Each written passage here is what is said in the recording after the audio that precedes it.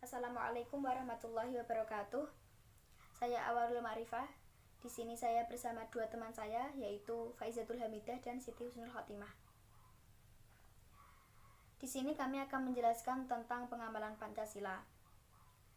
Materi yang pertama akan saya sampaikan sendiri terkait pengamalan Pancasila pada setiap sila-silanya. Sila pertama, yaitu ketuhanan yang Maha Esa. Sila pertama ini dalam lambang Garuda mempunyai lambang yang menggambarkan bintang. Nilai religius adalah nilai yang berkaitan dengan individu, dengan sesuatu yang dianggapnya memiliki kekuatan sakral, agung, suci, dan mulia.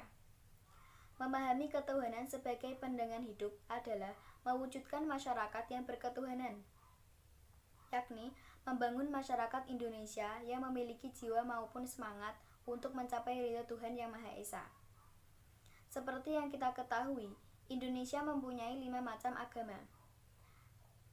Walaupun berbeda agama, kita seharusnya tetap rukun untuk menjaga keyakinan setiap penganut agamanya masing-masing. Berikut ini pengamalan-pengamalan dalam Pancasila pertama. 1.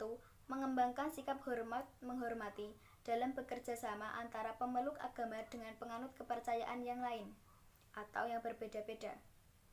2. Membina kerukunan hidup di antara sesama umat beragama dan kepercayaan terhadap Tuhan Yang Maha Esa. 3. Agama dan kepercayaan terhadap Tuhan Yang Maha Esa adalah masalah yang menyangkut hubungan pribadi manusia dengan Tuhan Yang Maha Esa. 4. Mengembangkan sikap saling menghormati kebebasan menjalankan ibadah sesuai dengan agama dan kepercayaannya masing-masing. Dan 5.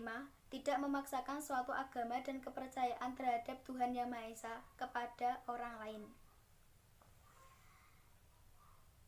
Dan pada sila yang kedua, yaitu kemanusiaan yang adil dan beradab. Sila kedua ini mempunyai lambang yang bergambar rantai. Kemanusiaan yang adil dan beradab merupakan pembentuk suatu kesadaran tentang keteraturan sebagai asas kehidupan. Sebab setiap manusia mempunyai potensi untuk menjadi manusia sempurna. Masyarakat yang maju tentu akan mudah menerima kebenaran yang tulus. Di dalam sila ini mengajak untuk saling mengakui persamaan derajat dan hak-hak asasi manusia. Kita juga harus saling membantu jika ada seseorang yang kesusahan. Berikut pengamalan-pengamalan dalam sila yang kedua. 1. Mengembangkan sikap saling mencintai sesama manusia. 2. Mengembangkan sikap saling tenggang rasa. 3. Mengembangkan sikap tidak semena-mena terhadap orang lain. 4. Menjunjung tinggi nilai-nilai kemanusiaan. Dan 5. Mengembangkan sikap hormat menghormati dan bekerja sama dengan bangsa lain. Materi selanjutnya akan disampaikan oleh teman saya. Assalamualaikum warahmatullahi wabarakatuh. Perkenalkan, nama saya Siti Husnul Khotimah. Saya akan melanjutkan materi dari Mbak Awalul Ma'rifah. Yang ketiga yaitu sila ketiga dari Pancasila, Persatuan Indonesia. Sila ini memiliki lambang pohon beringin. Persatuan adalah gabungan yang terdiri dari beberapa bagian. Indonesia adalah negara sejuta pulau yang memiliki berjuta penduduk, bermacam-macam adat istiadat dan budaya. Di dalam sila ini mengajak kita untuk tetap bersatu walaupun kita mempunyai banyak perbedaan, dan juga mengajak untuk tidak mementingkan kepentingan pribadi.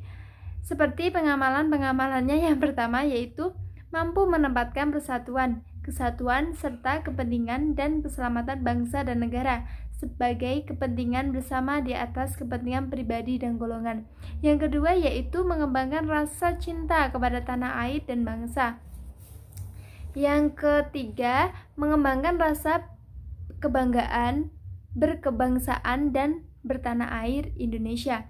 Yang keempat, memelihara ketertiban dunia yang berdasarkan kemerdekaan, perdamaian abadi, dan keadilan sosial. Yang kelima, mengembangkan persatuan Indonesia atas dasar Bhinneka Tunggal Ika. Yang keempat, sila keempat dari Pancasila yaitu kerakyatan yang dipimpin oleh hikmat kebijaksanaan dalam permusyawaratan perwakilan. Sila keempat ini mempunyai lambang yang bergambarkan kepala banteng. Prinsip-prinsip kerakyatan menjadi cita-cita utama untuk membangkitkan bangsa Indonesia. Hikmat kebijaksanaan adalah kondisi sosial yang menampilkan rakyat berpikir dalam tahap yang lebih tinggi. Di dalam sila ini banyak menyangkut tentang permusyawaratan yang menuju mufakat, dan di dalam sila ini mengajak untuk kita seharusnya melakukan musyawarah dan memikirkan jalan keluar dari suatu permasalahan. Seperti pengamalan-pengamalannya, yaitu yang pertama, tidak boleh memaksakan kehendak kepada orang lain. Yang kedua, mengutamakan musyawarah dalam mengambil keputusan untuk kepentingan bersama. Yang ketiga, musyawarah untuk mencapai mufakat diliputi oleh semangat kekeluargaan. Yang keempat, menghormati dan menjunjung tinggi setiap keputusan yang dicapai sebagai hasil musyawarah. Yang kelima, musyawarah dilakukan dengan akal sehat dan sesuai dengan hati nurani yang luhur. Yang kelima, sila kelima dari Pancasila, yaitu keadilan sosial bagi seluruh rakyat Indonesia. Sila kelima ini mempunyai lambang yang bergambarkan kapas dan padi. Nilai keadilan adalah nilai yang menjunjung norma berdasarkan keseimbangan. Segala usaha diarahkan kepada potensi rakyat untuk memupuk perwatakan dan kualitas rakyat, sehingga kesejahteraan tercapai secara merata. Seperti pengamalan-pengamalannya di sila kelima ini, yaitu yang pertama, mengembangkan sikap adil terhadap sesama. Yang kedua, menjaga keseimbangan antara hak dan kewajiban. Yang ketiga, menghormati hak orang lain. Yang keempat, tidak menggunakan hak milik untuk usaha-usaha yang bersifat pemerasan terhadap orang lain. Yang kelima, yaitu tidak menggunakan hak milik untuk bertentangan dengan atau merugikan kepentingan. Assalamualaikum warahmatullahi wabarakatuh. Saya Faizatul Hamidah. Saya di sini akan mempresentasikan tentang realisasi pengamalan Pancasila pada bidang ekonomi, budaya, pendidikan, dan juga iptek. Yang pertama, pada bidang ekonomi. Ekonomi yang berdasarkan Pancasila tidak dapat dilepaskan dari sifat individu dan sosial. Maka dari itu, kita sebagai manusia, sebagai makhluk hidup, pasti kita butuh bantuan dari orang lain untuk mencukupi kebutuhan tersebut. Yang kedua, bidang budaya. Kebudayaan adalah kompleks yang mencakup pengetahuan, kepercayaan, moral, hukum, adat istiadat, dan kemampuan serta kebiasaan-kebiasaan yang didapatkan oleh masyarakat sebagai anggota masyarakat. Yang ketiga, bidang pendidikan. Pendidikan adalah salah satu piranti untuk membentuk kepribadian.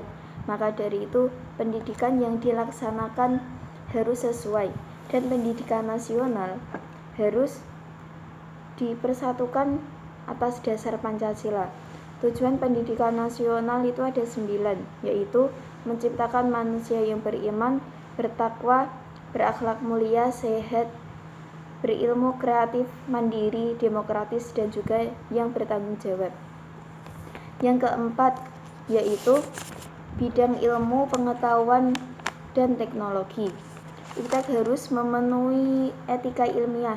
Yang paling berbahaya adalah yang menyangkut hidup dan mati orang banyak, masa depan, hak-hak manusia, dan lingkungan hidup.